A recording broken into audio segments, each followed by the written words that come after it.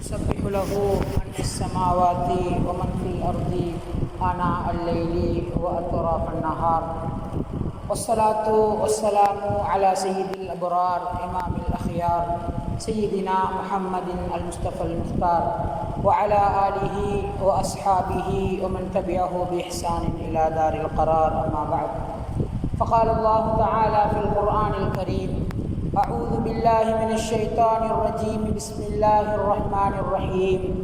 يا أيها الناس اتقوا ربكم الذي خلقكم من نفس واحدة وخلق منها زوجها وبث منهما رجالا كثيرا ونساء، واتقوا الله الذي تساءلون به والأرحام إن الله كان عليكم رقيبا. فقال أيضا: يا أيها الذين آمنوا اتقوا الله حق تقاته ولا تموتن إلا وأنتم مسلمون. وقال أيضا: يا أيها الذين آمنوا اتقوا الله وقولوا قولا سديدا يصلح لكم أعمالكم ويغفر لكم ذنوبكم ومن يطع الله ورسوله فقد فاز فوزا عظيما. فإن أصدق الحديث كتاب الله، وخير الهدي هدي محمد صلى الله عليه وسلم، وشر الأمور محدثاتها، وكل محدثة بدعة، وكل بدعة ضلالة، وكل ضلالة في النار.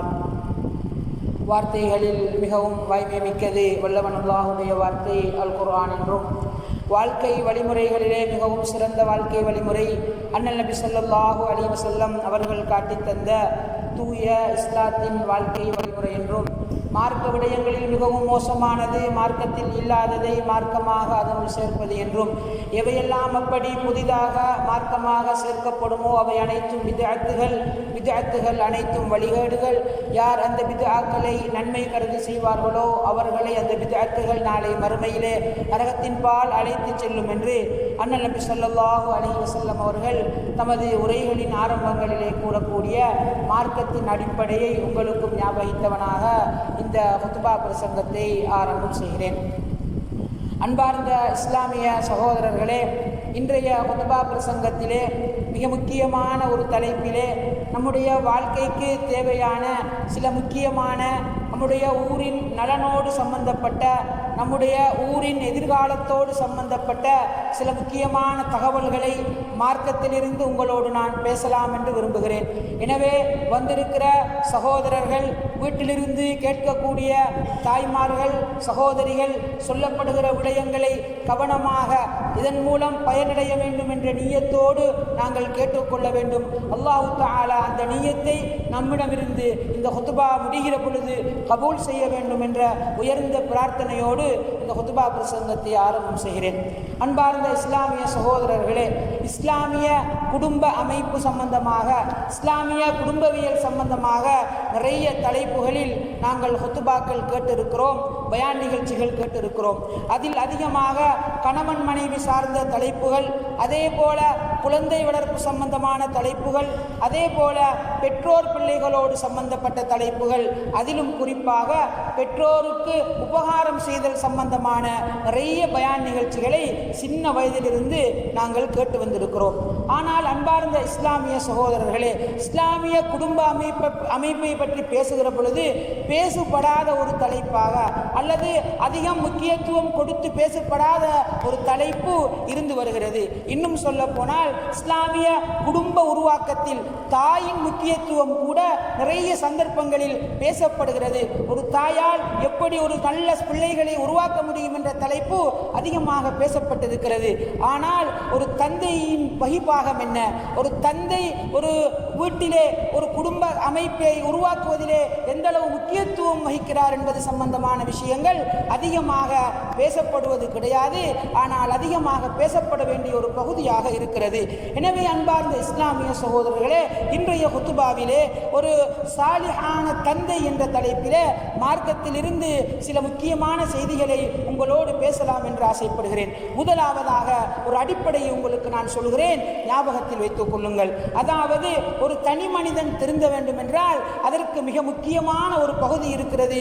அவனுடைய இதயம் திருந்த வேண்டும், அவனுடைய கல்பு சீராக வேண்டும். இது அல்லாஹ்வுடைய தூதர் ஹதீஸிலே சொன்னார்கள். ஒரு மனிதனுடைய இதயம் சீராகிவிட்டால் செய்யாவிட்டால் அவனுடைய உடல் சீராகிவிடும் என்று சொன்னார்கள். அதற்கடுத்ததாக நாங்கள் எடுத்து பார்ப்போமாக இருந்தால், ஒரு வீடு சீராக வேண்டும் என்று சொன்னால் அங்கே தாய் சீரானவளாக இருக்க வேண்டும். அல் உம்மு மதுரசத்துன் என்று சொல்வார்கள். ஒரு தாய், ஒரு மதுரசா, ஒரு பாடசாலை என்று சொல்வார்கள். அந்த அளவுக்கு ஒரு வீட்டிலே சீர்திருத்தம் நடைபெற வேண்டும் என்றால் அது தாயிடமிருந்து வர வேண்டும். ஆனால் அதே நேரம் ஒரு சமூக சீர்திருத்தம் நடைபெற வேண்டும் என்றால், ஊரில் சீர்திருத்தம் வர வேண்டும் என்றால், ஊரில் மாற்றங்கள் நிகழ வேண்டும் என்றால், ஒரு பிள்ளையின் சமூக வாழ்வு சீராக வேண்டும் என்றால் அது தந்தையிடமிருந்து வர வேண்டும் என்பதுதான் இந்த தலைப்பின் பிரதான எண்ணக்கருவாக இருக்கிறது.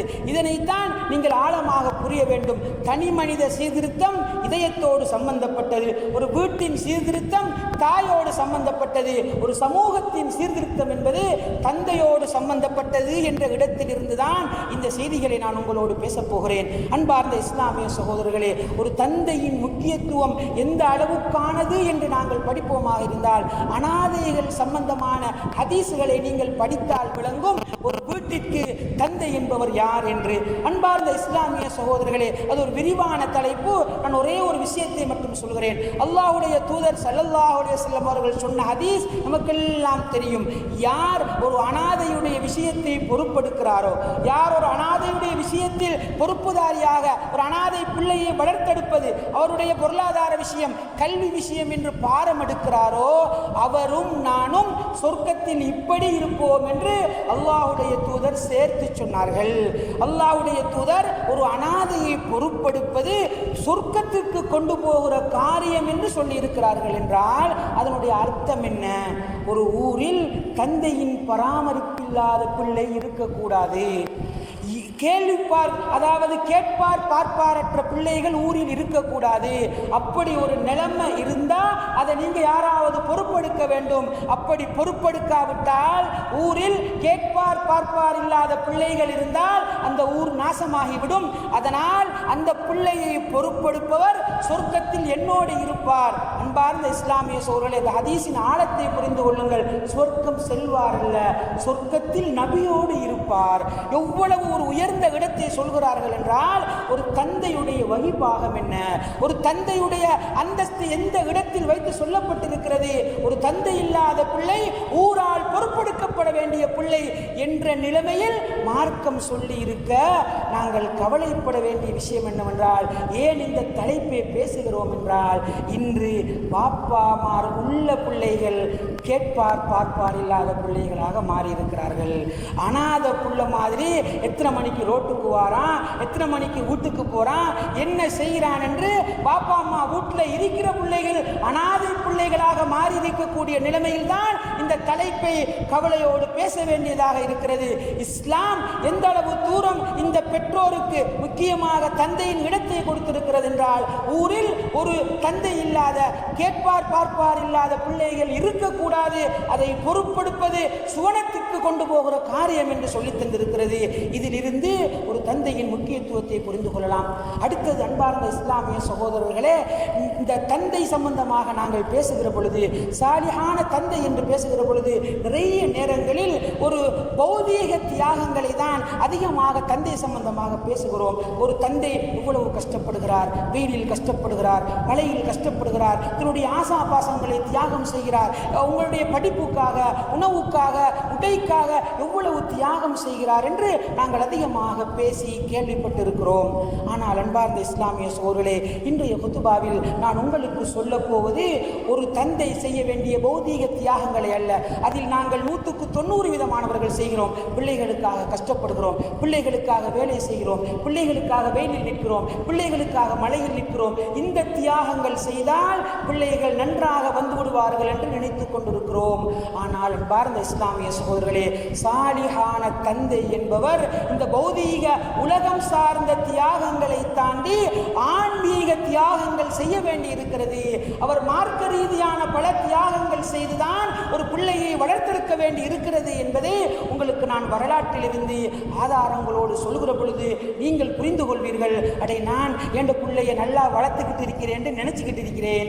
ஆனால் நல்லா புள்ள வளர்க்குறதுண்டா என்ன, நான் நல்லவனாக இருக்கிறதுண்டா என்ன நாங்கள் நினைச்சிட்டு இருக்கிறோம். நல்ல ஸ்கூலுக்கு போட்டாச்சு, நல்ல மதரசாக்கு சேர்த்து விட்டாச்சு, நல்ல உடுப்பு வாங்கி கொடுத்தாச்சு, ஆசைப்பட்ட சாமானெல்லாம் வீட்டில் இருக்குது, அதனால் நான் நல்ல தந்தை என்று நானும் நீங்களும் நினைத்து கொண்டிருக்கிறோம். அன்பார்ந்த இஸ்லாமிய சகோதரர்களே, அவர் உலகத்தின் பார்வையில் நல்ல தந்தையாக இருக்கலாம், ஆனால் அவர் சாலிஹான தந்தையாக மாற முடியாது. இன்றைய குத்துபாவின் தலைப்பு ஒரு சாலிஹான தந்தையை நோக்கி நாங்கள் எப்படி நகர்வது, நானும் நீங்களும் எப்படி சாலிஹான தந்தையாக மாறுவது என்பது சம்பந்தமாக அன்பார்ந்த இஸ்லாமிய சகோதரர்களே, எனவே அடிப்படையாக புரிந்து கொள்ள வேண்டிய விஷயம், இந்த ஊரில் ஒரு சீர்திருத்தம் வர வேண்டும் என்று சொன்னால், இந்த ஊரில் ஒரு மாற்றம் வர வேண்டும் என்று சொன்னால், ஊரில் நடக்கிற களவுகள், ஊரில் நடக்கிற கொள்ளைகள், ஊரில் நடக்கிற அனாச்சாரங்கள், ஊரில் நடக்கிற போதை பாவனைகள், இப்படி என்னென்ன அநியாயங்கள் எல்லாம் இந்த ஊரில் நடக்கிறதோ இது இல்லாமல் செய்யப்பட வேண்டும் என்றால் தந்தைமார்களில் இருந்துதான் மாற்றம் வர வேண்டும். தந்தைமார்கள் தான் இந்த பொறுப்பை சுமக்க வேண்டும். ஏனென்றால் உங்கள் பிள்ளைகள் மடியில் இருக்கிற பிள்ளைகள் அல்ல, தாய்மார்களால் அவர்களை இப்பொழுது மாற்ற முடியாது. வீதியில் நடக்கிற அத்தனை பாவங்களும் இந்த ஊரில் இருந்து இல்லாமல் செய்யப்பட வேண்டும் என்றால் அதற்கு பொறுப்புதாரிகளாக ஒவ்வொரு வீட்டின் தந்தையும் மாற வேண்டும் என்பதை ஆழமாக புரிந்து கொண்டு, நான் எப்படி ஒரு சாலிஹான தந்தையாக மாறுவது என்று இஸ்லாத்தின் செய்திகளை படியுங்கள். அன்பார்ந்த இஸ்லாமிய சகோதரர்களே, அல்லாஹு தஆலா ஈமான் கொண்டவர்களை விழித்து சொல்கிற ஒரு குர்ஆனிய வசனம் நமக்கெல்லாம் பாடம். அல்லாஹ் சொல்கிறான், யா அய்யுஹல்லதீன ஆமனூ, ஈமான் கொண்டவர்களே, கூ அன்ஃபுஸகும் வ அஹ்லீக்கும் நாரா, நீங்கள் உங்களையும் உங்கள் குடும்பத்தாரையும் நரகத்திலிருந்து காப்பாற்றிக் கொள்ளுங்கள் என்று சொல்கிறான். இந்த வசனத்தை பேசக்கூடிய தஃப்சீருடைய அறிஞர்கள் சொல்கிற விளக்கம், அல்லாஹ் சொல்வது குடும்பத்திற்கு முன்னால் உங்களை என்று சொல்கிறான். எனவே குடும்பத்தின் பொறுப்புதாரராக இருக்கக்கூடிய தாயும் தந்தையும், இந்த தலைப்பிற்குரிய தந்தை என்பவர் முதலாவது தன்னை நரகத்திலிருந்து காப்பாற்றிக் கொள்கிறவராக இருக்க வேண்டும். அதற்கு பிறகுதான் அவர் குடும்பத்தை காப்பாற்றுகிற பணியில் இறங்கலாம் என்ற ஆழமான செய்தியை இந்த வசனம் நமக்கு சொல்லி நிற்கிறது. அன்பார்ந்த இஸ்லாமிய சகோதரர்களே, இன்று பேசிக்கொண்டிருக்கிற பொழுது நான் பரிசுத்தவாதி என்று பேசவில்லை, நான் சுவனவாதி என்று பேசவில்லை, என்னோடு சேர்த்துதான் உங்களையும் பேசுகிறேன். அன்பார்ந்த இஸ்லாமிய சகோதரர்களே, நாங்கள் வாலிபர்களை குறை சொல்கிறோம், பிள்ளைகளை குறை சொல்கிறோம், அது சரியில்லை, இது சரியில்லை, அவன் சரியில்லை, இவன் சரியில்லை என்று சொல்கிறோம். நான் சரியா இல்லையா என்று பார்க்கிற தைரியம் உள்ளவர்கள் எத்தனை பேர் இருக்கிறோம்? அன்பார்ந்த இஸ்லாமிய சகோதரர்களே, ஏண்ட தொழுக, ஏண்ட நோன்பு, ஏண்ட தொழில், ஏண்ட வருமானம், ஏண்ட கூட்டாளி, ஏண்ட உறவு, ஏண்ட இரவு, ஏண்ட பகல், ஏண்ட வாழ்க்கை என்று தம்மை பார்க்க தகுதி உள்ள, தைரியமாக நான் நல்லாக வாழ்கிறேன், ஒரு சாலிஹான வாழ்க்கை வாழ்கிறேன் என்று நெஞ்சு நிமிர்த்தி சொல்ல தைரியமான எத்தனை ஈமான்தாரிகளை இந்த பள்ளி சுமந்திருக்கிறது என்ற கேள்வி எங்களிடம் வர வேண்டும் இந்த வசனத்தை படிக்கிற பொழுது. அன்பார்ந்த இஸ்லாமிய சகோதரர்களே, அது மட்டுமல்ல, அல்லாஹுடைய தூதர் இந்த குழந்தைகள் சம்பந்தமாக பேசுகிற பொழுது, பெற்றோர் சம்பந்தமாக பேசுகிற பொழுது சொன்ன ஹதீஸ் நமக்கெல்லாம் தெரியும். அல்லாஹுடைய தூதர் சொன்னார்கள், எல்லா பிள்ளைகளும் நல்ல பிள்ளைகளாக பிறக்கின்றன, ஃபஅபவாஹு யுஹவ்விதானிஹி அவ் யுனஸ்ஸிரானிஹி அவ் யுமஜ்ஜிசானிஹி, பெற்றோர் தான் அந்த பிள்ளைகளை யஹூதிகளாக்குகிறார்கள், நசாராணிகளாக்குகிறார்கள், மஜூசிகளாக்குகிறார்கள், நெருப்பு வணங்கிகளாக மாற்றுகிறார்கள் என்று. பிள்ளையின் கலாசார மாற்றம் என்பது தாயிடம் இருந்து வந்தது. பிள்ளையிட முடிவெட்டு, பிள்ளையிட உடுப்பு, பிள்ளையிட சிரிப்பு, பிள்ளையிட கதை ஆக்ஷன், பிள்ளையிட பேச்சு பாவனை, இது எல்லாம் எந்த கலாசாரத்தை மையப்படுத்தி இருக்கிறது என்றால் திடீர்னு எங்கிருந்தோ வரவில்லை, அது பெற்றோரிடம் இருந்துதான் வருகிறது. அபவாகு, இரண்டு பேரையும் அல்லாஹ்வுடைய தூதர் பொறுப்பு சொல்கிறார்கள். பெற்றோர் தான் அவர்களை இப்படி கலாசாரத்தில் மோசமான பிள்ளைகளாக மாற்றுகிறார்கள் என்ற ஹதீஸ் நானும் நீங்களும் கவனமாக யாரெல்லாம் பிள்ளைகள் மீது அக்கறை கொண்டிருக்கிறோமோ, எனது புள்ள சாலிஹான பிள்ளையா வரணும், என்ற பரம்பரை சாலிஹான பரம்பரையா வர வேண்டும் என்று ஆசைப்படுகிறோமோ, நாங்கள் விளங்கிக் கொள்ள வேண்டும். நிறைய செய்திகள் இருப்பதால் அவசரமாக நான் சொல்லிக் கொண்டு செல்கிறேன். அன்பார்ந்த இஸ்லாமிய சகோதரர்களே, வரலாற்றில் நீங்கள் எடுத்து பார்ப்பீர்களாக இருந்தால் முன்னுதாரணமான அப்படி உதாரண புருஷர்கள் என்று சொல்லப்படக்கூடிய அழகான சாலிஹான தந்தைமார்களை நாங்கள் படிக்க வேண்டும். அன்பார்ந்த இஸ்லாமிய சகோதரர்களே, அப்பத்தான் விளங்கும் சாலிஹான தந்தண்டா என்ன, சாலிஹான தந்தை எதை நினைச்சு கவலைப்படுவாரு? எதுக்காக புள்ளைய வளர்ப்பாரு? புள்ள ஒரு நாள் என்ன செய்யாட்டி பாப்பாக்கு கண்ணீர் வரும் என்று நாங்கள் மார்க்கத்தில் இருந்து படிக்க வேண்டும். இப்ராஹிம் அலைஹிஸ்ஸலாத்துடைய துஆவை அல் குர்ஆன் சொல்கிறது. ஒரு சாலிஹான தந்தையின் துஆ, ரப்பி ஜஅல்னி முகீமஸ் ஸலாத்தி வ மின் துர்ரிய்யதி. இப்ராஹிம் அலைஹிஸ்ஸலாம் தன் இறைவனிடம் கேட்ட துஆ என்ன தெரியுமா? யா அல்லாஹ், என்னையும் என் குடும்பத்தாரையும் தொழுகையாளிகளாக ஆக்கிவிடு என்று கேட்டார்கள். அன்பார்ந்த இஸ்லாமிய சகோதரர்களே, நெஞ்சில் கை வைத்து கேளுங்கள். நான் 20 வருஷமா வாப்பாவாயிருக்கிறேன், 15 வருஷமா தந்தையாயிருக்கிறேன். ஏண்ட பிள்ளைய தொழுகையாளியாக்குண்டு அல்லாஹ் கிட்ட கேட்ட வாப்பாமார் எத்தனை பேர் இந்த சபை இருந்து கொண்டிருக்கிறோம்? என் பிள்ளைய அதை கிடைச்சி வச்சிரு, என் பிள்ளைக்கு அது வேணும், இது வேணும், காணி வேணும், கார் வேணும், ஃபோன் வேண்டும், இதெல்லாம் தேடி தேடி கொடுக்கிறோம். என் பிள்ளைய தொழுகையாளியாக்குண்டு அல்லாஹ்விடம் கேட்ட தந்தைமார் எத்தனை பேர் இருக்கிறோம்? இதுதான் ஒரு சாலிஹான தந்தையின் துஆன். பாரத இஸ்லாமிய சகோதரர்களே, அது மட்டுமல்ல, ஒரு சாலிஹான தந்தை எப்படி இருப்பார் என்றால், குழந்தை பிறந்த பிறகு தொழுகையாளி என்று கேட்பார். குழந்தை பிறக்க முன்னால் எப்படி துஆ கேட்பார்? 2 துஆக்களை அல்லாஹ் சொல்லி தருகிறான். ஒன்று, இப்ராஹிம் நபி அவர்கள் கேட்ட துஆ, ரப்பி ஹப்லி மினஸ் சாலிஹீன், யா அல்லாஹ் சாலிஹான பிள்ளையத்தா என்று குழந்தை பெற முன்னுக்கே சாலிஹான தந்தை இப்படி துஆ கேட்பார். ஜக்கரியா அலைஹிஸ்ஸலாம் கேட்ட துஆவை அல்லாஹ் சொல்கிறான், ரப்பி ஹப்லி மின் லதுன்க துர்ரியத்தன் தய்யிபா, யா அல்லாஹ் உன் புறத்திலிருந்து சாலிஹான பரம்பரை எனக்கு தந்துவிடு என்று துஆ கேட்டார்கள். ஒரு சாலிஹான தந்தை என்பவர் குழந்தை கிடைப்பதற்கு முன்னாலே நல்ல பரம்பரை வேண்டும் என்று துஆ கேட்பவராக இருந்திருப்பார். அன்பார்ந்த இஸ்லாமிய சகோதரர்களே, இஸ்லாமிய வரலாற்றில் இஸ்லாமிய அறிஞர்களை, இஸ்லாத்தின் பொக்கிஷங்களாக இருக்கக்கூடிய பெரிய பெரிய இமாம்களை உருவாக்கிய தாய் தந்தையர்களுடைய வரலாற்றை படித்து பாருங்கள். அவர்களிடம் பெரிய வசதி வாய்ப்புகள் இருந்தது கிடையாது, பெரிய வீடு பங்களாக்கள் கிடையாது, பெரிய காணி பூமிகள் கிடையாது. ஆனால் மார்க்கம் இருந்தது. அந்த சாலிஹான பெற்றோர்களாக அவர்கள் இருந்தார்கள். அதனால் தான் இன்று வரைக்கும் அந்த இமாம்களை நாங்கள் படித்துக் கொண்டிருக்கிறோம், பேசிக் கொண்டிருக்கிறோம். அன்பார்ந்த இஸ்லாமிய சகோதரர்களே, இஸ்லாத்தின் மிக முக்கியமான இமாம்களில் ஒருவராக சொல்லப்படுகிற இமாம் மாலிக் ரஹிமஹுல்லா அவர்களுடைய, இது தந்தை சம்பந்தமான உதாரணம் அல்ல, ஆனால் பெற்றோராக நாங்கள் புரிந்து கொள்ள முடியுமான உதாரணம் என்பதால் சொல்கிறேன். இமாம் மாலிக் ரஹிமஹுல்லா அவர்களுடைய தாயை பற்றி அவர்கள் வளர்ந்த பிறகு சொல்கிறார்கள், என்னுடைய தாய் எப்பொழுதும் என்னை அழகாக தலைப்பாக எல்லாம் கட்டி, அப்படியே இமாம்களைப் போல, என்னுடைய பள்ளியிலே யார் படித்துக் கொடுக்கிறார்களோ அந்த ஷேக்மார்களைப் போல ஆடை அணிவித்து எங்களை அனுப்புவார். என்ன சொல்லி அனுப்புவார்? இதுஹப் இலா ரபிஆ, இதோ ரபிஆ என்ற அறிஞர் பாடம் நடத்தி கொண்டிருக்கிறார், செல் மகனே ஃபதஅல்லம். அழகான ஒரு வார்த்தை, ஒவ்வொரு சாலிஹான தந்தையும் புரிந்து கொள்ள வேண்டிய வார்த்தை, மனதில் பதிய வைத்துக் கொள்ளுங்கள் இந்த வசனத்தை. அந்த இமாம்களுக்கு சொல்லிக் கொடுக்கப்பட்ட உபதேசங்கள் இவைதான். நாங்கள் நமது பிள்ளைகளுக்கு சொல்லிக் கொடுக்க வேண்டிய உபதேசங்களும் இவைதான். அந்த தாய் சொல்லிக் கொடுக்கிறார், ஃபதஅல்லம் மின் அதபிஹி கப்ல இல்மிஹி, ஃபதஅல்லம் மின் அதபிஹி கப்ல இல்மிஹி. மகனே, நீ ரபியாவிடம் சென்று முதலாவது அவரிடம் அறிவை படிப்பதற்கு முன்னால் ஒழுக்கத்தை படித்து விட்டு வா மகனே என்றுதான் என் தாய் என்னை சொல்லி அனுப்பினார்கள் என்று இமாம் மாலிக் ரஹிமஹுல்லா அவர்கள் வளர்ந்த பிறகு சொல்கிறார்கள்.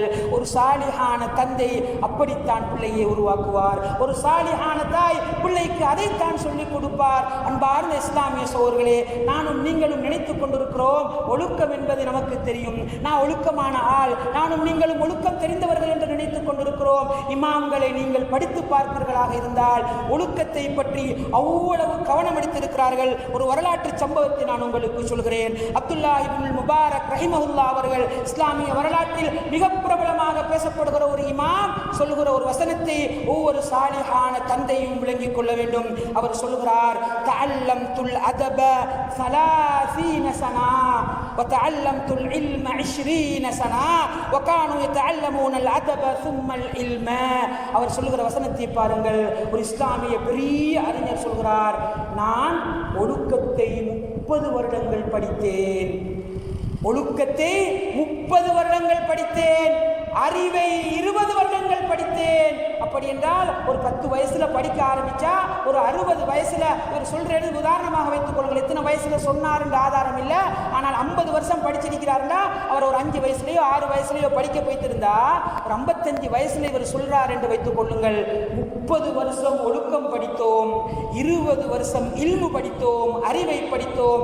அன்று எப்படி நம்முடைய சமூகம் இருந்ததென்றால் யதஅல்லமூனல் அதப சும்மல் இல்ம, முதலாவது ஒழுக்கத்தை படிப்போம், அதற்கு பிறகுதான் அறிவை படிப்போம். இப்படித்தான் நாங்கள் வளர்க்கப்பட்டோம் என்று ஒரு பெரிய இமாம் சொல்கிறார் என்றால், அன்பார்ந்த இஸ்லாமிய சகோதரர்களே, இப்பொழுது உங்களுக்கு விளங்கும். இன்று நிறைய படித்து படித்து O level pass, A level pass, university degree இருக்கிறது, பட்டம் பதவிகளுக்கு குறைவில்லை, எல்லா விஷயமும் தெரியும். ஆனால் ஒழுக்கமில்லாத ஒரு சமூகம் உருவாகி கொண்டிருக்கிறது என்றால் நாங்கள் எங்கே தவறு விட்டு இருக்கிறோம் என்பதை ஆழமாக புரிந்து கொள்ள வேண்டும். அன்பார்ந்த இஸ்லாமிய சகோதரர்களே, இன்னும் ஒரு அறிஞர் சொல்கிறார், முந்தைய காலத்து இமாம்கள், முந்தைய காலத்து மனிதர்கள் எப்படி இருப்பார்கள் என்றால், இதா ஒரு சாலிஹான தந்தை எப்படி இருப்பார் என்றால், இதா ரஆ இப்னஹு முகஸ்ஸிரன் ஃபிஸ்ஸலா, தனது மகன் தொழுகையில் பொடுபோக்காக இருப்பதை கண்டால் முதலாவது அவர் பகா, அழுது விடுவார். ஒரு மகன் தொழாதத்தை கண்டா அழுற தந்த, கத்துற தந்த, கண்ணீர் வடிக்கிற தந்த மகன்கிட்ட போய் கெஞ்சி, மகன் தொழுடா, தொழாம இருக்கிறாதடா என்று சொல்லுகிற தைரியம் உள்ள ஒரு தந்தை தான் அந்த காலத்து தந்தைமார்கள். அவர் சொல்கிறார், அந்த காலத்தில் பிள்ளைகளை வளர்ப்பார்கள், மகன் தொழாட்டி முதலாவது அழுவார்கள், அழுது விட்டு மகனை கூப்பிட்டு சொல்வார்கள், என் அன்பு மகனே, உனக்கு நான் வறுமையை பயப்படவில்லை, நீ வறுமையில் கஷ்டப்படுவாய் என்று பயப்படவில்லை, இந்த உலகத்தில் உனக்கு சாப்பாடு இல்லாத ஒரு நிலைமை வந்துடும், கஷ்டப்பட்டு வாழ்றாய் என்பது எனக்கு கவலை இல்லை, அதை நீ ஏதாவது செய்து கொள்வாய். ஆனால் எனக்கு பயமாக இருக்கிறது, நீ நாளைக்கு மறுமையில் அல்லாஹ்வை சந்திக்கிற பொழுது தொழுகையை பொடுபோக்காக்கியவனாக, தொழாதவனாக அல்லாஹ்வை சந்தித்து விடுவாயோ என்று எனக்கு பயமாக இருக்கிறது என்று மகனுக்கு உபதேசம் செய்த, மகன் தொழாட்டி கண்ணீர் வடிக்கிற ஒரு வாப்பா தான் சாலிஹான வாப்பாவாக இருக்க முடியும். மகன் தொழாட்டி, தொழில் செய்யாட்டி கவலைப்படுறோம், அவன் சும்மா வீட்டில் இருக்கிறான், எத்தனை வயசாகிட்டு அவன் ஒரு தொழிலுக்கும் போகாமல் இருக்கிறான், சும்மா வளர்றான் என்று கவலைப்படுகிறோம், அங்கே அனுப்புகிறோம், அந்த கடைக்கு சேர்க்கிறோம், இந்த தொழிலை பழக்கிறோம், கூலி வேலைக்கு அனுப்புகிறோம், ஏதாவது செய் என்று வயிற்றை நிரப்புகிற பணியை செய்து கொண்டிருக்கிறோம். ஆனால் அந்த இமாம்கள் கவலைப்பட்டார்கள், என்ற மகன் வறுமையோடு இருப்பது ஒரு பிரச்சனை தான், அதை விட பெரிய பிரச்சனை அவன் தொழாமல் இருப்பது என்று கவலைப்பட்டவர்களாகத்தான் அவர்கள் இருந்தார்கள். அன்பார்ந்த இஸ்லாமிய சகோதரர்களே, இன்னொரு தந்தையின் உபதேசத்தை நான் உங்களுக்கு சொல்கிறேன். உமர் இப்னு அப்துல் அசீஸ் என்கிற மிகப்பெரிய வரலாற்றிலே மிக முக்கியமாக கருதப்படுகிற ஒரு அறிஞர், ஒரு ஹலீஃபாவாக இருந்தவர், தனது மகனுக்கு சொன்ன ஒரு உபதேசத்தை பாருங்கள். இப்படியெல்லாம் உபதேசம் செய்வதற்கு நாங்கள் சாலிஹான தந்தைமாராயிருக்கணும். நம்ம லேசாக என்ன செய்கிறோம்டா, ஒரு 5 வயசில் மதரசாவுக்கு சேர்த்தாச்சு, 6 வயசில் ஸ்கூலுக்கு சேர்த்தாச்சு, அதுக்கு பிறகு பொடியமார் எடுமை செஞ்சால் அது வயசுக்கு அப்படித்தான் செய்வாங்க, ஒரு வயசில் திருந்திடுவாங்க, ஒரு வயசுக்கு அப்படித்தான் பொடியமாறா அப்படித்தான் முடி வெட்டுவார், அவர் அப்படித்தான் தூசணம் பேசுவார், அவர் அப்படித்தான் பொடியமாரோட திரிவார், அவர் அப்படித்தான் நைட்டுக்கு இப்படி தொடங்கி வருவார் என்று நாங்கள் விளக்கம் சொல்லிக் கொண்டிருக்கிறோம். அன்பார்ந்த இஸ்லாமிய சொல்லி ஏன் சொல்லுகிறோம் என்றால், சாலிஹான வாப்பாவாக நாங்கள் இல்லை, சாலிஹான வாப்பாவாக இருந்தால் நம்ம அப்படி சொல்ல மாட்டோம். ஒரு சாலிஹான தந்தையின் வசியத்தை உங்களுக்கு சொல்கிறேன் கேளுங்கள்.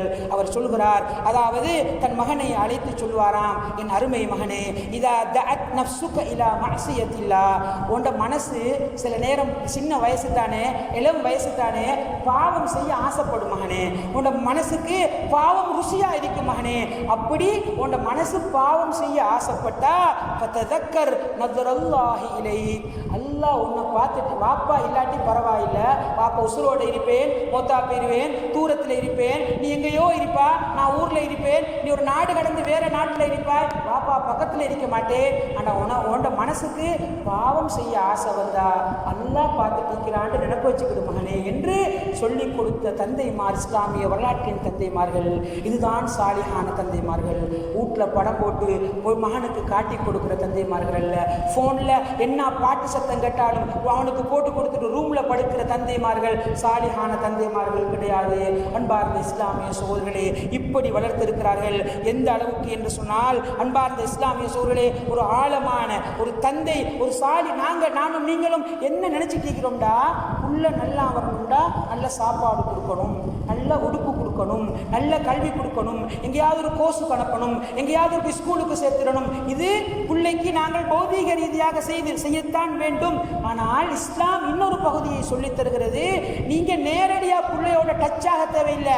நீங்க சாலிஹான ஆளா இருந்தா உங்களோட புள்ள ஒட்டோவா நல்ல பிள்ளையா வரும் என்ற செய்தியை இஸ்லாம் சொல்லித் தருகிறது. இப்பொழுது நான் சொல்ல போகிற சம்பவத்தை பாருங்கள். சயீத் இப்னுல் முஸய்யப் என்ற மிகப்பெரிய ஒரு தாபிஈ, மிகப்பெரிய இஸ்லாமிய அறிஞர்களில் ஒருவர் சொல்கிற ஒரு செய்தியை பாருங்கள். ஒரு சாலிஹான தந்தைக்கு உதாரணமாக நான் இந்த செய்தியை சொல்கிறேன். அவர் சொல்கிறார், இன்னி ல உஸல்லி, சில நேரங்களில் நஃபிலான தொழுகைகளை நான் தொழுவேன். சில நேரத்தில் எனக்கு தொழணுண்டு எண்ணம் வரும், நான் விரும்பி தொழுவேன். அந்த நேரத்தில் ஃபஅذ்குரு வலதி, என் மகண்ட நினைப்பு வந்துடும். எனக்கு என் பிள்ளையோட எதிர்காலம் என்ன, என் பிள்ளையோட மறுமை நிலைமை என்ன, என் பிள்ளையோட குர்ஆன் எப்படி, என் பிள்ளையோட மார்க்கம் எப்படின்னு எனக்கு என் மகனை பற்றி நினைப்பு வரும். ஃபஅஸீது ஃபீ ஸலாத்தி மின் அஜ்லிஹி, அவனுக்காக வேண்டி நான் நியாயமா தொழுவேன். அவனுக்காக வேண்டி நான் தொழுகையிட எண்ணிக்கையை கூட்டிக் கொள்வேன். 2 ரக்காத் நான் தொலை வைத்திருப்பேன், 4 ரக்காத் தொழுதுட்டு வருவேன், 4 ரக்காத் தொலை வைத்திருப்பேன், 6 ரக்காத் தொழுதுட்டு வருவேன். இது நேரடியா பிள்ளையோட சம்பந்தப்பட்ட விஷயம் இல்லை. ஆனா அவங்க பயந்தாங்க.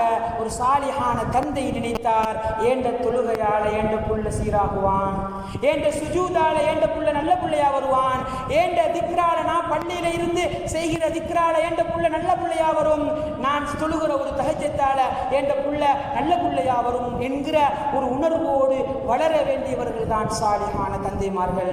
அன்பார்ந்த இஸ்லாமிய சகோதரர்களே, இன்னும் ஒரு செய்தியை நான் உங்களுக்கு அல் குர்ஆனுடைய ஆதாரத்தில் இருந்து நான் சொல்கிறேன். எந்த அளவுக்கு என்றால், நீங்கள் ஒரு சாலிஹான தந்தையாக இருந்தால், நீங்கள் ஒரு சாலிஹான தந்தையாக இருந்தால் அல்லாஹ் உங்களுக்கு எப்படி அருள் செய்வான், உங்களோட பரம்பரைக்கு உங்களோட பிள்ளைகளுக்கு என்ன செய்வான் என்பதற்கு சூரத்துல் கஹ்ஃபிலே அழகான ஒரு சம்பவத்தை அல் குர்ஆன் நமக்கு சொல்லித் தருகிறது.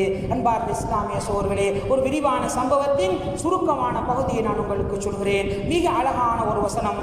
அதாவது மூசா அலைஹிஸ்ஸலாம் அவர்களும் அதனோடு சேர்த்து ஹிதுர் அலைஹிஸ்ஸலாம் அவர்களும் ஒரு பயணம் செய்த 3 சம்பவங்கள் நமக்கு தெரியும்.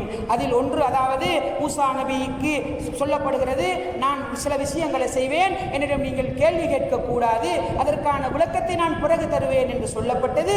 மூசா நபி பொறுமையிலிருந்து ஏன் என்று கேள்வி கேட்டார்கள். அதனால் அவர்கள் பிரிந்து போனார்கள். அதில் 3 சம்பவம் நடக்குது. அதில் ஒரு சம்பவம் என்னடா, 2 பேரும் ஒரு ஊருக்கு போறாங்க. ஊருக்கு போனா பசிக்குது, அந்த ஊர் மக்கள்கிட்ட சாப்பாடு தாங்கன்னு கேட்குறாங்க. அவர்கள் யாரும் சாப்பாடு கொடுக்கவில்லை. சாப்பாடு கொடுக்காம பசியோடு இவங்களை அனுப்புறாங்க. அப்படி 2 பேரும் வந்து கொண்டிருக்கிற டைம் அந்த ஊர்ட எல்லையில, ஊர்ட ஒரு இடத்துல ஒரு சுவர் ஒன்று, ஒரு மதில் ஒன்று அப்படியே சாஞ்சிக்கிட்டு இருக்கிற மாதிரி இருக்குது. அந்த நேரத்தில் ஹிதுர் அலைஹிஸ்ஸலாம் அவர்கள் என்ன செய்கிறார்கள் என்று சொன்னால், அப்படியே சாஞ்சிட்டு இருக்கிற மதில அப்படியே நிமித்தி வைக்கிறாங்க. வச்சுட்டு சும்மா வந்துடுறாங்க. யாருக்கிட்ட காசியும் கேட்கல, கூலியும் கேட்கல. அப்பொழுது மூசா அலைஹிஸ்ஸலாம் குறுக்கிட்டு கேட்கிறார்கள், ஏன் அவங்க சாப்பாடு தரையில, நம்ம பசியில போறோம், நீங்க ஒரு வேலை செஞ்சீங்க, அந்த வேலைக்கு கூலியை வாங்கியிருந்தா நம்ம சாப்பிட்டு இருக்கலாமே, ஏன் நீங்க கூலி வாங்காம வேலை செஞ்சீங்க? இது சம்பவம். இதனோட அவங்க சொன்னாங்க, நானும் நீங்கள் சேர்ந்து பயணிக்க முடியாது, பிரிஞ்சிருவோம்.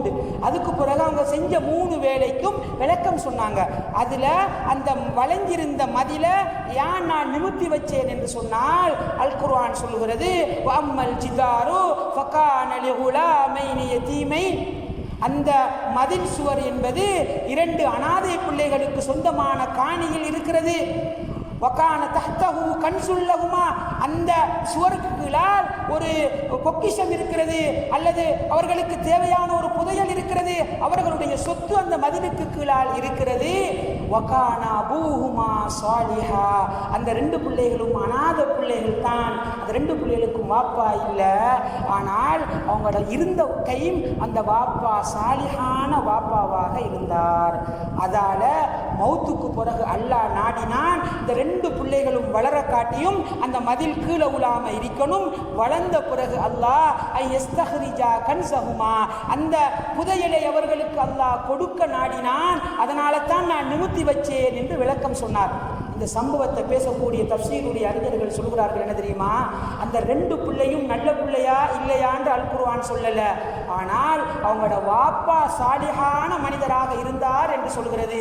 அப்படி என்றால் என்னுடைய பரம்பரையை பாதுகாக்க நான் நினைக்கிறேன் வீடு கட்டி வச்சா என் பிள்ளைக்கு பாதுகாப்பு, கார் வாங்கி கொடுத்துட்டா என் பிள்ளை சந்தோஷமா இருந்துருவான், காணி ஒருத்தர் சேர்த்து வச்சுட்டா என் பிள்ளை நான் இல்லாட்டியும் வாழ்ந்துருவான் என்று நானும் நீங்களும் நினைத்துக் கொண்டிருக்கிறோம்.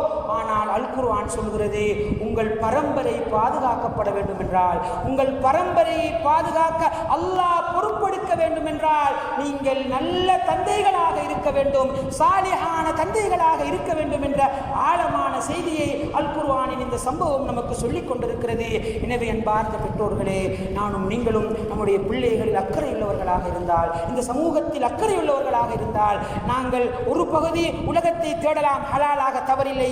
ஆனால் இன்னொரு பகுதி இருக்கிறது, மார்க்கத்தில் பேணுதல் உள்ளவர்களாக நாங்கள் இருக்க வேண்டும். நாங்கள் நம்ப வேண்டும், நான் சாலிஹான ஒரு மனிதனாக இருந்தால் என் பிள்ளைக்கு அல்லாஹ் அறிவை கொடுப்பான், ஒழுக்கத்தை கொடுப்பான், பேர மதிப்பை கொடுப்பான், கண்ணியத்தை கொடுப்பான். நாளைக்கு இந்த ஊர்ல ஏண்ட பிள்ளைகள் கண்ணியமானவர்களாக வாழ்வார்கள் என்பதற்கு சூரத்துல் கஹ்ஃபுடைய இந்த சம்பவம் ஆதாரமாக இருக்கிறது. எனவே அன்பார்ந்த இஸ்லாமிய சகோதரர்களே, நிறைய சம்பவங்களை ஒத்தையாக பேச வேண்டிய நிறைய சம்பவங்களை நான் குழியலாக சொல்லிவிட்டேன். உங்களுக்கு அத்தனையும் ஞாபகம் இருக்கிறதோ இல்லையோ தெரியாது. ஆனால் நான் சொல்ல வந்த செய்தி இதுதான். அதாவது நாங்கள் பௌதீக வளங்களை கொடுப்பதுதான் பிள்ளையை நன்றாக வளர்ப்பது என்று நினைத்துக் கொண்டிருக்கிறோம். அதுதான் பிள்ளையை நாங்கள் இல்லாவிட்டாலும் காப்பாற்றும் என்று நினைத்துக் கொண்டிருக்கிறோம். அது ஒரு பகுதி என்றால், இஸ்லாம் இன்னொரு பகுதியை சொல்கிறது. நீங்கள் தொழுவது, நீங்கள் நல்ல மனிதர்களாக இருப்பது, நீங்கள் உண்மை பேசுவது, அமானிதம் பேணுவது, நேர்மையாக நடப்பது, நீங்கள் நல்ல முறையில் நடந்து கொள்வது உங்களுடைய பிள்ளைக்கு நன்மையை கொண்டு வரும் என்ற ஒரு ஆழமான செய்தியை நமக்கு சொல்லித் தருகிறது. எனவே எங்களுடைய பிள்ளைகள் நல்ல பிள்ளைகளாக உருவாக வேண்டும் என்றால், எங்களுடைய பரம்பரை நல்ல பரம்பரையாக ஆக வேண்டும் என்றால், இந்த ஊரில் நல்ல பிள்ளைகள், நல்ல தொழுகையாளிகள், சமூகம் புகழ்கிற ஒரு சமூகமாக இந்த சமூகம் மாற வேண்டும் என்றால், தந்தைமார்கள் சாலிஹானவர்களாக மாற வேண்டும் என்ற ஆழமான செய்தியை உங்களுக்கு நான் இந்த முதல் குத்துபாவின் செய்தியாக சொல்லிச் செல்கிறேன்.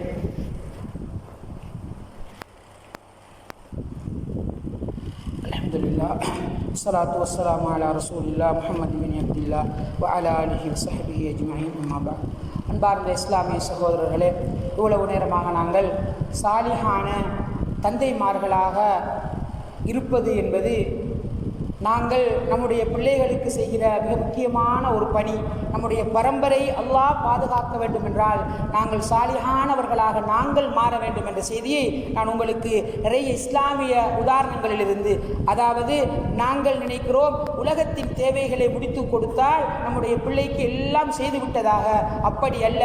நாங்கள் பேணுதலாக வாழ்வது, நாங்கள் நல்ல பெற்றோராக வாழ்வது, நல்ல தந்தையாக வாழ்வது என்பது பிள்ளையின் வாழ்க்கையில் தாக்கம் செலுத்தும் என்ற செய்தியைத்தான் நான் உங்களுக்கு இவ்வளவு நேரம் சொன்னேன். அன்பார்ந்த இஸ்லாமிய சோர்களே, இன்றைக்கு ஒரு ஸ்கூலில் பேரண்ட்ஸ் மீட்டிங் வச்சாலோ, அல்லது நாங்கள் ஒரு பொதுக்கூட்டம் வச்சாலோ, அல்லது ஒரு வாலிபர்களுக்கான ஒரு ப்ரோக்ராம் வச்சாலோ, எல்லாரும் இப்போ எழுப்பி கேட்டால் ஒரு 100 பிரச்சனை நம்ம ஊரில் இருக்குது என்று சொல்லுவோம். அப்படி செய்கிறாங்க, இப்படி செய்கிறாங்க, அது செய்கிறான், இது செய்கிறான் என்று 1000 பட்டியல் வைத்துக் கொண்டிருக்கிறோம். பிள்ளைகள்கிட்ட குறை சொல்றதுக்கு எல்லாரும் ரெடியாக இருக்கிறோம். ஆனால் அன்பார்ந்த இஸ்லாமிய சோர்களே, இப்போ நான் சில கேள்விகள் உங்கள்கிட்ட கேட்க போறேன். மனசை தொட்டு நானும் நீங்களும் பேசினால் விடை கண்டுவிட்டு ஜும்மாவில் இருந்து சொல்ல முடியும். எத்தனை வாப்பாமாருக்கு சொல்ல முடியும் என்ற புள்ள சரியில்லை, என்ற புள்ள கெட்ட புள்ள என்று சொல்ற எத்தனை வாப்பாக்கு சொல்ல முடியும் நான் ஒரு சாலிஹான தந்தை, நான் ஒரு சாலிஹான தந்தை என்று எத்தனை வாப்பாமாருக்கு நெஞ்சில கை வைத்து சொல்ல முடியும்? அன்பார்ந்த இஸ்லாமிய சோர்களே, விரல் நிற்கலாம். பள்ளி சரியில்லை, ஸ்கூல் சரியில்லை, சேர் சரியில்லை, கவர்மெண்ட் சரியில்லை, அரசாங்கம் சரியில்லை, கல்வி சிஸ்டம் சரியில்லை என்று கை நீட்டலாம். ஆனால் நான் சரியா இல்லையா என்று பார்ப்பதற்கு அதற்கான இடமாகத்தான் இந்த குத்துபாவை நான் உங்களோடு பேசிக் கொண்டிருக்கிறேன். அன்பார்ந்த இஸ்லாமிய சகோதரர்களே, சில நேரங்களில் சில வாப்பாமா நினச்சிக்கிட்டு இருக்கிறீங்க. எப்படி தெரியுமா? பேசுகிற நான் உட்படத்தான் இந்த செய்தியை சொல்கிறேன். சில வாப்பாமா நினச்சிக்கிட்டு இருக்கிறோம், என் பிள்ளைக்கு நல்ல ஸ்கூல், நல்ல மதரசா, எப்பயும் அவர் பிஸியாக இருக்கிறாரு. ஆனால் நான் பொடியமாரோட போகிறேன், கூட்டாளிமாரோட போகிறேன். பொடியன் காணாத இடத்துல தானே சிகரெட் குடித்தேன், மகன் காணாத இடத்துல தானே சாராயம் குடித்தேன், மகன் காணாத இடத்துல தானே இந்த தப்பு செய்தேன், எப்படி ஏண்ட புள்ள கெட்டு போனான் என்று நினைத்து கொண்டிருக்கிற பல பெற்றோர்கள் இருக்கிறார்கள். பிள்ளைக்கு முன்னுக்கு நான் சிகரெட் குடிக்க இல்லையே, பிள்ளைக்கு முன்னுக்கு சாராயம் குடிக்க இல்லையே என்று, அதாவது புள்ள கண்டுதான் செய்கிறான் என்று நீங்கள் நினைத்துக் கொண்டிருக்கிறீர்கள். அன்பார்ந்த இஸ்லாமிய சோர்களே, முதலாவது புரிந்து கொள்ளுங்கள், அது உங்களோட புள்ள, அது உங்களோட புள்ள. சில நேரம் உங்களை கண்டு செய்யும். இன்னொன்று, ஒரு புள்ள உருவாகிறது, அந்த பிள்ளைக்கு உங்களோட மாதிரி மூக்கு இருக்குது, உங்களோட மாதிரி கை இருக்குது, உங்களோட மாதிரி நடக்கிறாண்டா அது எப்படி வந்துச்சு? ஜெனட்டிக்காக வந்தது. அதாவது உயிரியல் ரீதியாக அது உங்களோட புள்ள. நீங்க சிந்திக்கிற மாதிரி தான் சிந்திக்கும், நீங்க பார்க்குற மாதிரி தான் பார்க்கும். எனவே நீங்க ஊரை விட்டு வெளியே போனாலும் நீங்க இந்த வயசுல எதை யோசிச்சீங்களோ அதை தான் அந்த வயசுல அந்த புள்ள யோசிக்கும். இதுக்கு தான் சொல்றது சாலிஹானவர்களாக இருக்கணும். நம்ம தொழுகையை பற்றி யோசிச்சு வளர்ந்திருந்தா பிள்ளைக்கு தொழுகையோட யோசனை வரும். நம்ம குர்ஆன் ஓதுறதை பற்றி யோசிச்சு வளர்ந்திருந்தா பிள்ளைக்கு குர்ஆன் ஓதுற யோசனை வரும். நாங்கள் நினைத்து கொண்டிருக்கிறோம் பிள்ளைக்கு காணாம செஞ்சா நம்ம நல்ல வாப்பாண்டு. அன்பார்ந்த இஸ்லாமிய சோர்களே, கவனமாக புரிந்து கொள்ளுங்கள். ஒன்று, உங்களை பார்த்து பிள்ளைகள் செய்வார்கள். நீங்கள் ஒளிந்திருந்து செய்தாலும் அது ஜெனட்டிக்காக, அது உங்களோட பிள்ளை என்பதனால் நீங்க சிந்திக்கிற மாதிரி உங்களோட டேஸ்ட் மாதிரி தான் உங்களோட பிள்ளைக்கும் டேஸ்ட்டுகள் இருக்கும். அதனால நீங்க செய்யற பாவத்தை நீங்க நினைச்சிட்டு இருப்பீங்க, மகன் காணாம நான் செய்யறேன், மகன் இன்னொரு மூலையில் நினைச்சிட்டு இருப்பாரு, பாப்பா காணாம நான் செய்யறேன். ரெண்டு பேரும் பாவம் செஞ்சுட்டு ஒருத்தருக்கும் தெரியாம இந்த பூனை கண்ணை பத்திட்டு பால் குடிக்கிற மாதிரி விட்டு கொண்டு படுத்துருவீங்க. மகன் நினைச்சிட்டு பாரு என்ன யாரும் காண இல்லைண்டு, வாப்பா நினைச்சிட்டு பாரு என்ன யாரும் காண இல்லைண்டு. அன்பார்ந்த இஸ்லாமிய சோழர் இதுதான் நிறைய வீடுகளில் நடந்து கொண்டிருக்கிறது. மகண்ட கூட்டாளிமாருக்கு தெரியும் மகண்ட வண்டவாளம், வாப்பாட கூட்டாளிமாருக்கு தெரியும் வாப்பாட வண்டவாளம். இப்படி குழந்தையை வளர்க்க முடியாது. இப்படி வளர்த்தால் நாளை மறுமையில் பொறுப்பு கூற வேண்டி வரும். இப்படி வளர்த்தால் நாளை அல்லாஹ்விடம் அமானிதம் சொல்ல வேண்டி வரும். அன்பார்ந்த இஸ்லாமிய சோழர்களே, கவனமாக புரிந்து கொள்ளுங்கள். உதாரணமாக இப்ப நான் பிராக்டிக்கலாக சில கேள்விகளை டக்கு டக்கு அப்படி கேட்டுக்கிட்டு போறேன். ஒரு சாலிகான தந்தையா இல்லையா என்று ஒவ்வொருவரும் செக் பண்றதுக்கான சில கேள்விகள் நினைச்சு பாருங்க. ஆக பேசிக்கான சில இஸ்லாமிய விஷயங்களை நான் கேட்கிறேன். இது என்ற வாழ்க்கையில இருக்குதா இல்லையான்னு யோசிச்சால விளங்கும். ஆக எஸ்பாஸுக்கான கேள்விகள், அதாவது நான் ஒரு சாலிகான தந்தை என்பதற்கு ஒரு எஸ்பாஸுக்கான அடிப்படை கேள்விகளை நான் உங்களுக்கு கேட்கிறேன். இதாவது நம்முடைய வாழ்க்கையில் இருக்கிறதா என்று நானும் நீங்களும் யோசித்துக் கொள்வோம். அன்பார்ந்த இஸ்லாமிய சோழர்களே, ஒரு தந்தையாக இருக்கிற தந்தைமார்கள் இந்த கேள்விக்கு பதில் சொல்லுங்கள். குர்ஆன்ல 114 சூறா இருக்குது. 14 சூறாக்கள் பாடமான தந்தைமார்கள் இந்த சபையில் எத்தனை பேர் இருக்கிறோம்? வீட்டில் வைத்து பயாண்ட ரெக்கார்டு இருந்தால் திரும்ப போட்டு கேட்டு பதில் சொல்லி பாருங்கள். அன்பார்ந்த இஸ்லாமிய சோர்களே, 5 வேளை தொழுகையும் ஒவ்வொரு நாளும் மிஸ் ஆகாமல் தொழுகிற சாலிகான தந்தைமார் எத்தனை பேர் நம்ம ஊரில் இருக்கிறோம்? கேள்வி கேட்டுக்கொள்ளுங்கள். அன்பார்ந்த இஸ்லாமிய சோர்களே, தொலைப்பைத்து நின்றா வஜ்ஜஹத்து பாடமான, துஆஉல் இஸ்திஃப்தாஹ் பாடமான, அத்தஹியாத்து பாடமான சாலிகான தந்தைமார் எத்தனை பேர் நம்ம இருக்கிறோம்? இந்த சபையில் கேள்வி கேட்டுக்கொள்ளுங்கள். அன்பார்ந்த இஸ்லாமிய சோர்களே, இன்னும் சிம்பிளாக கேட்பதாக இருந்தால் ஒரு நாளைக்கு 5 நேரம் பாங்கு சொல்கிறது, 5 நேரம் பாங்கு துவா ஓதுற வாப்பாமார் எத்தனை பேர் இந்த சபையில் இருக்கிறோம்?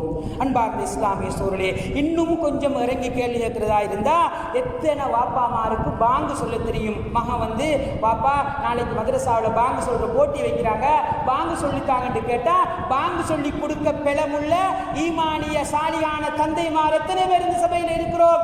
நிறைய தந்தைமார் வருவாங்க, ஜமாத்து தொழுகைக்கு இக்காமத்து சொல்லுங்கண்டா இக்காமத்து சொல்ல தெரியாத நிலைமையில நம்மளோட ஊர்ல எத்தனையோ தந்தைமார் நம்ம நினைச்சிட்டு இருக்கிறோம், நான் பெரிய ஆள், நான் பெரிய மனுஷன், நான் அப்படிப்பட்டவன் இப்படிப்பட்டவன் நினைச்சு கொண்டிருக்கிறோம். அன்பார்ந்த இஸ்லாமிய சகோதரர்களே, இந்த கேள்விகளை கேட்டு பாருங்கள். அடுத்ததாக சில நேரங்களில் குடும்பமாக பயணம் போவோம். எத்தனை தந்தைமார் இருக்கிறீங்க? குடும்பமாக பயணம் போனா ஜமாத் தொழுகைக்கு தெரிஞ்ச வாப்பாமார் எத்தனை பேர் இருக்கிறீங்க?